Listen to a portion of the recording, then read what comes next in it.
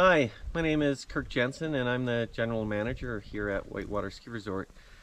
Just want to welcome you to the first edition of Backcountry Skiing Canada's and Whitewater's Avalanche Conditions Report.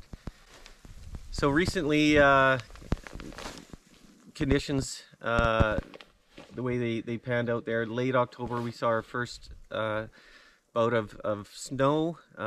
We had approximately 30 to 50 centimeters between 1,600 and 2,000 meters, and that was a good start to the season. And as we rolled into November, the snow ended and we had a dry spell with some significant warming and then additional precipitation that created rain actually to the top of the mountain, more or less 2,000, almost 2,500 meters.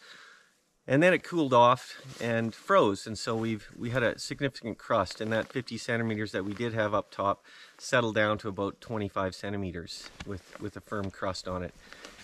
And then we had a little shot of snow early this week, second week in November, about 15 centimeters, with some cold temperatures, about minus 10, minus 12 degrees.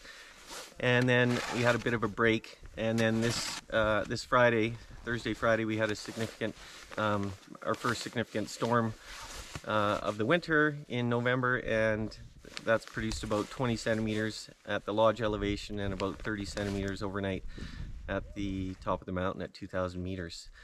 So what that's done is created a new snow instability over top of some colder snow, which is then sitting on a firm rain crust.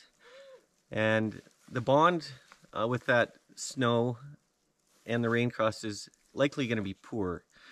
And with this snow, this 20 to 30 centimeters that came last night, it came in with moderate winds, westerly, southeasterly, a bit variable. So that's creating some wind deposits and soft slab formations. And so you can anticipate there will be a new snow instability that's likely going to fail on the cold snow that's just above the rain crust. That's only about 20 centimeters off the ground. So that's creating a significant early season hazard. As the conditions and the snow continues over the next week, it'll add to that problem. But one thing to note is that, you know, it is early season and conditions are marginal. So what that means is there's lots of rocks, stumps, slash, blowdown that are exposed, that are now thinly covered, and it may look a lot better than it actually is. So it's somewhat deceiving. So it's really important to take that into account when you're choosing your routes and be very cautious early season. Even a small avalanche can take you down through a terrain trap or a gully and drag you through those types of early season obstacles, rocks and blowdown and what have you, and can be, you know, serious consequences. So keep that in mind.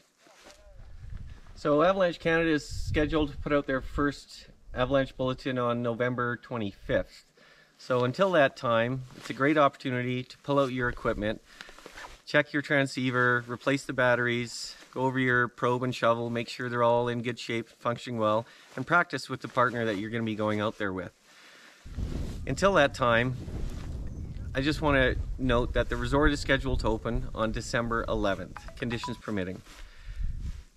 And with that, the area is marked closed. It's unpatrolled, uncontrolled, and there's lots of natural hazards out there, from avalanche hazard to open creeks, roads, stumps, blowdown. So that's why we're really trying to discourage people from coming up to the resort early season.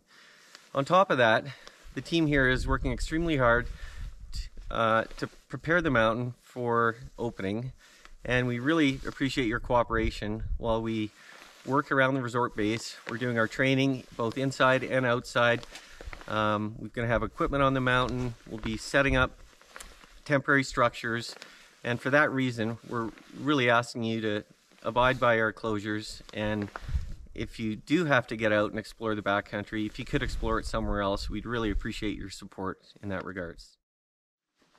So of course, backcountry skiing and snowboarding in general is a naturally physically distant sport. So it goes along quite well in a COVID world. However, there are certain changes at the resort you can expect. And it's going to be different this year. Right from when you arrive in the parking lot, we're asking guests to boot up in their vehicles and leave their lunch and their water in their vehicles. Obviously, face coverings are going to be required everywhere in the resort unless you're in your vehicle or you're sitting, eating or drinking, or actually doing the physical act of skiing or riding. Otherwise, masks are going to be required everywhere around the resort. You'll have to take note of physical distancing. You'll be noticing that in all our lift lines as well as in queues within the day lodge. And the day lodges are reduced capacity for the guest safety. We've got additional shelters, as I mentioned, washrooms, and outdoor food and beverage offerings that are going to create a great experience and allow people to come up here and enjoy the mountain and the resort in a safe environment.